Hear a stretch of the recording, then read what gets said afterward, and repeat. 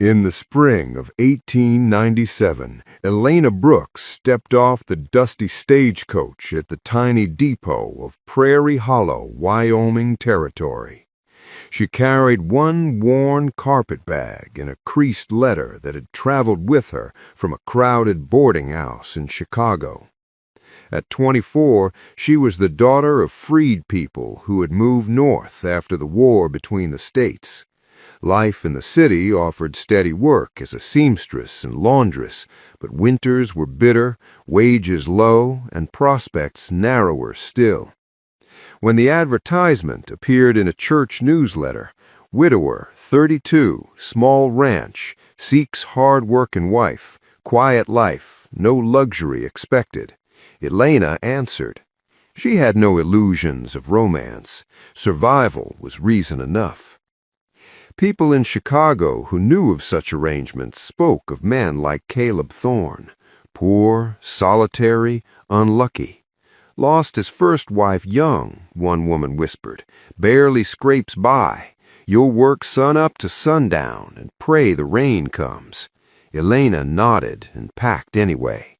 Better a hard prairie life than another season of coal smoke and empty pockets. The driver nodded toward a lone figure by the buckboard wagon. That's Thorne. Thorne was taller than she'd pictured, broad-shouldered but lean, in a faded chambray shirt, leather vest, and a hat worn soft for years of sun. His face was weathered, calm, almost stern. He touched the brim of his hat when their eyes met. No smile, no rush of words. "Miss Brooks?" "Elena," she said, her voice steady despite the long journey. "Caleb Thorne."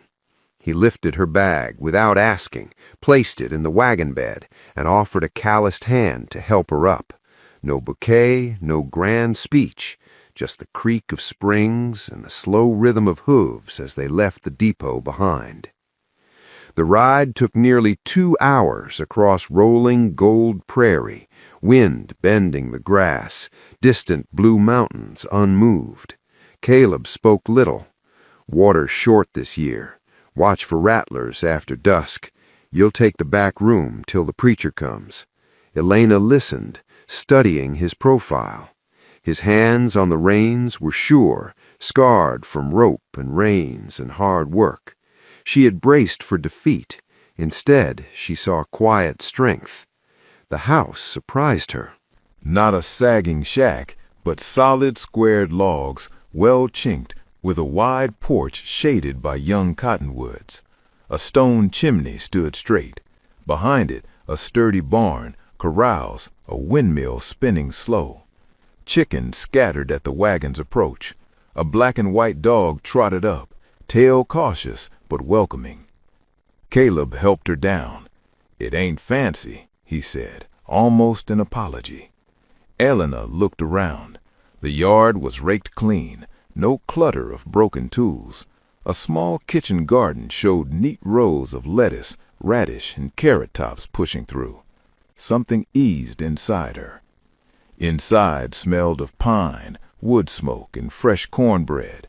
The main room held a thick plank table, 4 chairs, a cast-iron stove, shelves of preserves, and a handful of books. A rag rug warmed the floorboards.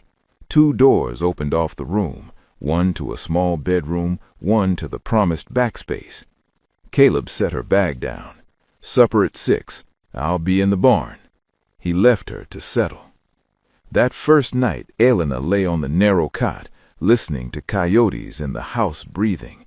She told herself not to hope. Hope had cost her family too much already. Days turned to weeks. Caleb rose before first light, fed horses, checked fences, hauled water. Elena cooked simple meals, cornbread, beans, greens when she could find them, fried eggs. He ate what she set before him and thanked her every time. No complaints, no orders. She noticed things. The coffee tin stayed full. 3 good milk cows grazed, not one bony creature. The barn held more hay than a failing spread should. When a neighbor rode up asking to borrow a post hole digger, Caleb handed it over and waved away any offer of pay. A late May evening, she found him at the kitchen table after dark, spectacles on, pencil scratching over a ledger. She paused in the doorway. "You keep books?" he asked without looking up. "Yes." He slid the ledger toward her. "Check my figures. Might have missed a calf tally." She sat. The columns were precise. Cattle sold, calves branded, wool clipped, money banked. More than she'd expected. Far more. "You're not poor," she said softly. Clave closed the book. "Never claimed I was." "Then why the advertisement?" He met her eyes for a long beat. "I wanted a wife who'd stay if the creek dried up, not one who'd come for the size of the herd and leave when it got hard." Heat rose in Elena's face. Not anger, but understanding. She had come braced for the worst to shield herself. He had hidden the best to find someone who saw him, not his land. After that, the air between them changed. Caleb began asking her thoughts. Oats or barley next spring? Did the new heifer favor one leg? Was she like blue gingham for the front room curtains? He rode 30 miles to fetch it. She rode out with him to check the herd, learning to spot a stone bruise from a limp. She balanced the household accounts against his ranch ledger. When a late frost threatened the garden, they covered rows with old blankets at midnight, laughing when one blanket slipped and they tumbled beneath it. Summer came hot and merciless. The creek shrank to a thread. Neighbors murmured of another dry year. One blazing afternoon, 3 riders arrived, ranchers from the north.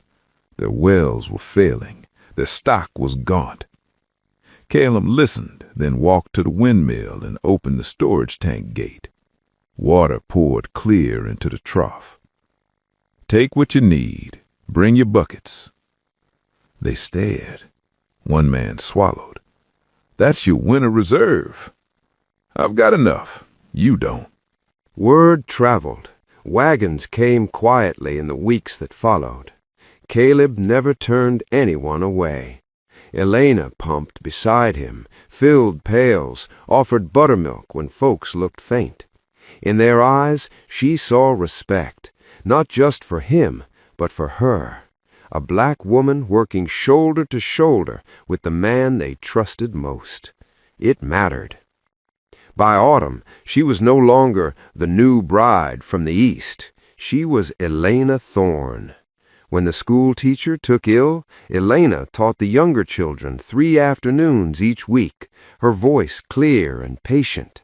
When Mrs. Harrow's labor came early, Elena boiled water and held her hand until the midwife arrived. She belonged. One crisp October morning, 1 year to the day since her arrival, Elena stood on the porch, gazing at the same prairie road. The cottonwoods burned gold. Smoke curled from the chimney. Caleb came up behind her and placed a mug of coffee in her hands. "Thinking of leaving?" he asked, almost teasing, but not quite. She turned to him. Her dark skin glowed warm in the morning light, her braided hair pinned neatly beneath a simple bonnet. "I came ready to endure. Instead, I found a life worth living." He studied her face. "I kept things back, was afraid you'd see the ranch and not me." "I see you," she said, "every day since that coach, and I'm staying." For the first time, Caleb smiled, small, real, unguarded. He reached for her hand. She laced her fingers through his, brown skin against weathered tan. Behind them, the windmill turned, drawing deep water to sustain them all. And Prairie Hollow, after so many hard years, finally felt like home. Thank you for riding along on this story. Drop your location and time one more time if you'd like, and if it touched you, send some stars, follow, and share it with someone who needs to hear it. See you in the next tale of courage.